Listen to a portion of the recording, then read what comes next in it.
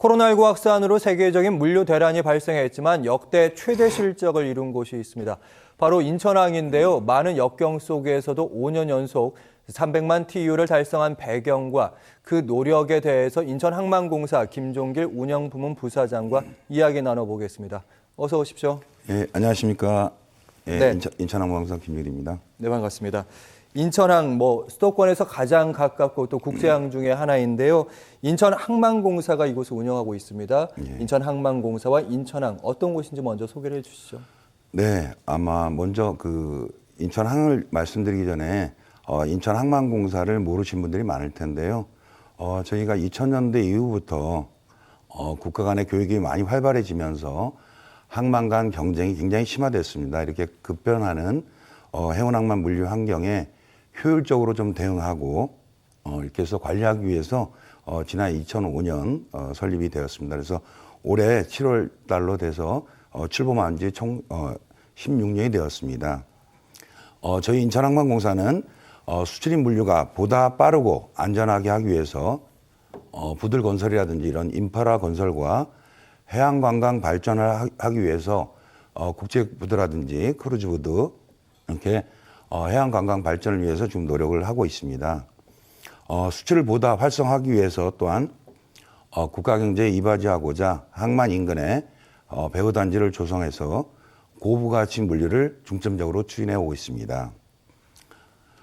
인천항에 대해서 잠깐 소개해 드리자면 좀 긴장이 돼서 죄송합니다.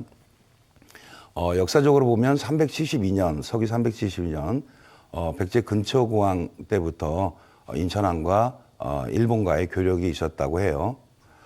근대적 항만으로 이제 탈바꿈된 것은 강화도 조약이었던 1876년 강화도 조약이 체결되고, 그래서 강화도 조약의 일부분인 그 인천항을 개항하기로 해서 재물포항으로 불렸죠. 예. 1883년도에 이제 개항이 됐습니다. 그래서 이렇게 1883년부터 근대적 항만으로 이제 발전이 됐고, 1974년도 인천항 이제 동양 최대 관문이 있으면서 우리나라 최초의 컨테이너 부두가 이제 건설이 됐고, 또 2004년도 남항, 또 2015년도에 인천 신항이 완공되면서 국제적인 수준의 컨테이너 항만으로 발돋움이 되고 있습니다.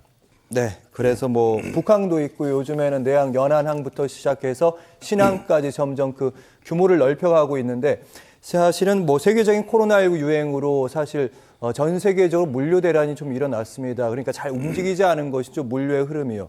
그런데 인천항이 5년 연속 300만 TEU를 돌파했다고 합니다. 5년 연속 300만, 사실 TEU라는 개념도 좀 낯설고, 예. 부사장님 좀 예. 쉽게 좀 설명을 해주시죠. 예, TEU는 이제 컨테이너 한 개를 실을 수 있는 공간, 그게 이제 1TU고요. 예. 예, 그렇고 인천항이 2013년도에 200만 TEU를 달성했습니다. 그리고 불과 4년이 지나서 2017년도에 300만 TEU를 달성해서 세계 50위권 항만으로 발돋움하게 되었습니다. 지난 5년간 우리 인천항은 연간 6.6%의 성장세를 하면서 높은 성장률을 좀 갖고 왔고요.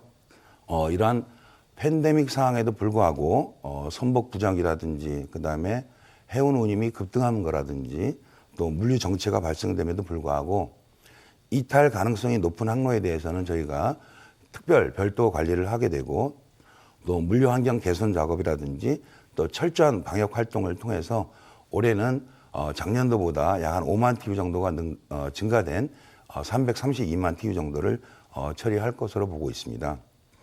이렇게 저희가 공사 설립 이후에 인천 신항이라든지 또 항만 배후단지 공급이라든지 또 신규 항로 한 30개 정도를 건설해서 예. 이렇게 세계 속의 항만으로 발돋움이 되고 있는 것 같습니다. 네, 인천항만공사가 이제 설립된 이후에 인천항에 여러 배후단지들이 들어섰는데요. 이번에 최근에 전자선거래 배후단지도 있고요. 콜드체인 특화 배후단지가 조성이 되고 있다고 합니다. 그 사업을 추진한 걸로 제가 알고 있습니다. 예. 어떤 사업입니까? 해양수산부에서는 항만별로 이렇게 특성을 고려해서 유사 산업을 집적화하고 또 이렇게 특성화하기 위해서 특화구역 지정제도를 도입했는데요. 지난해 6월 달에 인천신항 콜드체인 배후단지에 콜드체인을 만들었고요.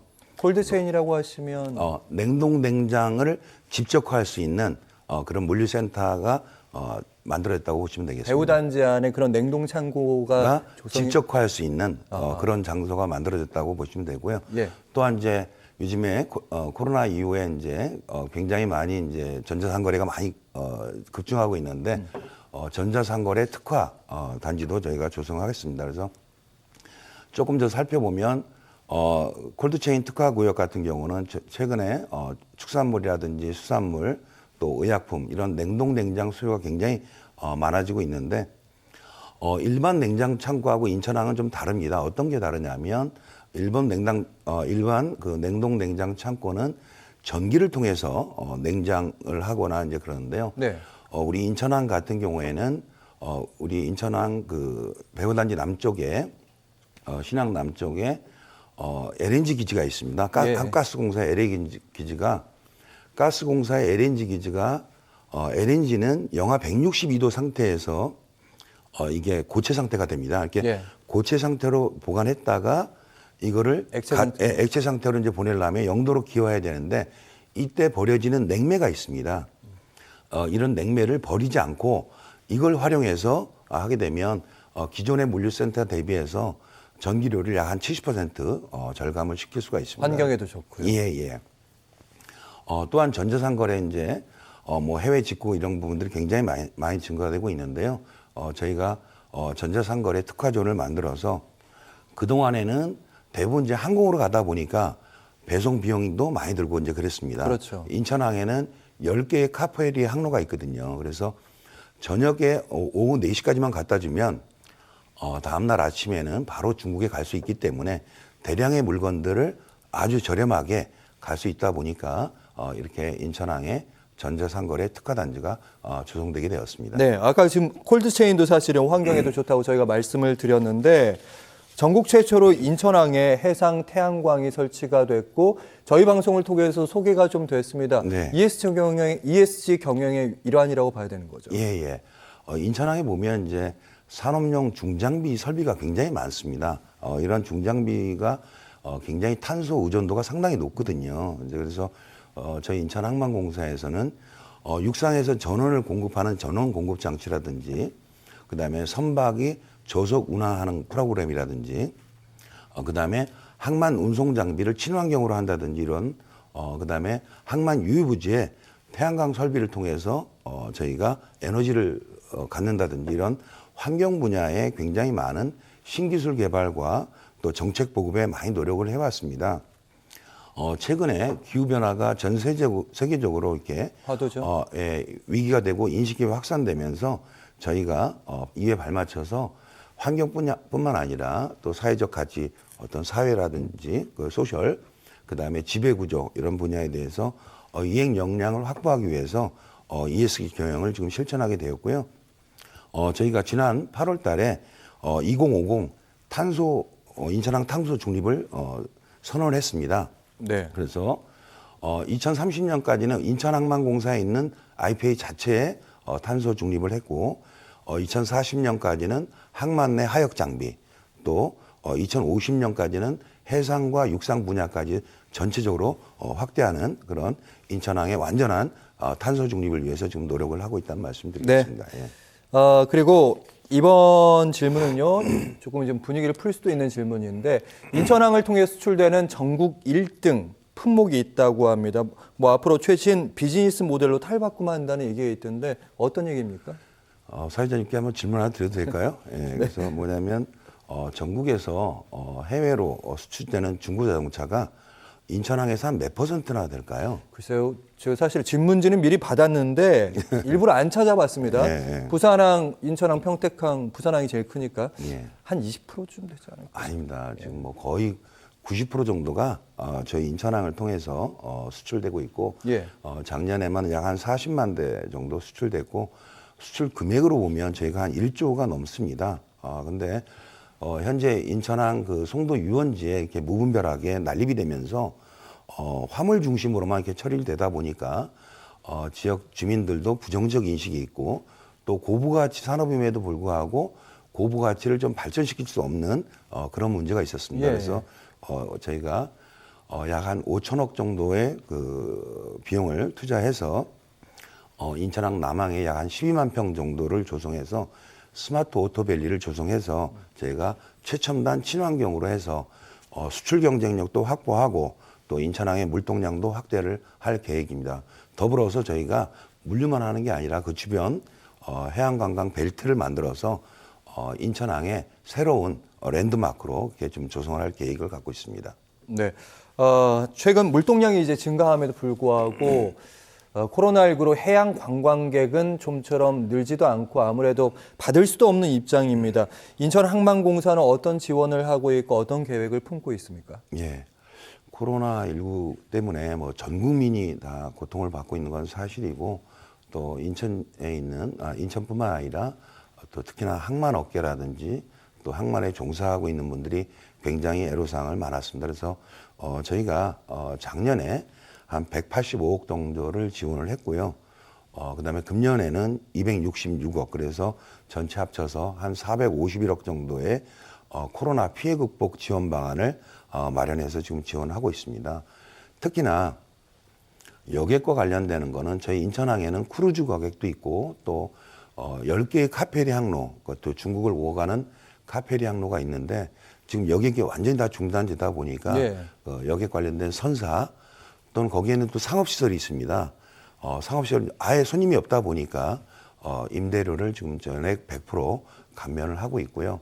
특히나 또 서해 5도, 우리 인천에서 서해 5도 가는 많은 백길들이 있는데 그분들도 거의 뭐 코로나 때문에 많은 직격탄을 받았거든요. 그래서 그분들한테는 약 한 50%의 임대료를 지금 감면을 해주고 있습니다. 더불어서 또 항만의 배후단지라든지 입주기업들한테는 저희가 전체 임대료를 30% 지금 인하해서 그렇게 지금 지원하고 있습니다. 예. 네, 지금 여객에 대한 말씀하셨는데요. 뭐 인천항에서 크루즈선도 원래는 왔다 갔다 하고요. 국제 여객선도 있고. 그런데 제주와 인천을 잇는 국내 여객선입니다. 12월 10일부터 운항이 재개가 됐다고 하는데요. 예, 세월호 때문에 전 국민의 어떤 굉장히 아픔이 많았던 그랬습니다. 그래서 저희가 2014년도에 이제 세월호가 그렇게 되고 7년 동안 저희가 많은 준비를 했습니다. 또 해양수산부, 또 해양지방 수산청, 또 그다음에 선사 그렇게 같이 합심을 해서 많이 노력을 했고요. 그래서 지난 12월 10일 날 첫 취항이 이루어졌습니다. 새로운 배 이름은 이제 비욘드 트러스트로라는 호인데 2만 7천 톤급이로 아마 시청자분들은 규모가 아마 감이 안 오실 텐데 그렇죠. 예. 2만 7천 톤급 정도 되면 거의 세미 크루즈 정도 수준에 속합니다. 그래서 저희 화면에 나가고 있습니다. 예, 그렇군요. 그래서 여객은 약 한 810명, 또 승용차는 487대, 그다음에 컨테이너는 약 한 65개 정도를 실을 수 있도록 굉장히 대형화됐습니다. 저희 인천항만공사에서는 약 한 46억 정도를 들여서 예전에 국제여객터미널 부두를 인천항 여객터미널 제주행으로만 할 수 있도록 새롭게 단장이 됐습니다. 그래서 월요일 날 월수금 저녁 7시에 인천항에서 이제 출발이 되고요. 제주에서는 화목토 8시 반에 이렇게 들어오게 됩니다. 그래서 총 배 시간에는 한 14시간 정도 소요될 것으로 좀 보고 있고요. 예. 특히나 안전관리에 굉장히 많은 노력을 했다는 말씀 드리니까요. 시청자분들 앞으로 많이 이용해 주시기 바라겠습니다. 네, 예. 오늘 마지막 말씀으로 특히 안전에 신경 쓰셨다는 얘기 예. 인천항만공사 김종길 부사장과 함께했습니다. 말씀 잘 들었습니다. 고맙습니다. 예, 감사합니다.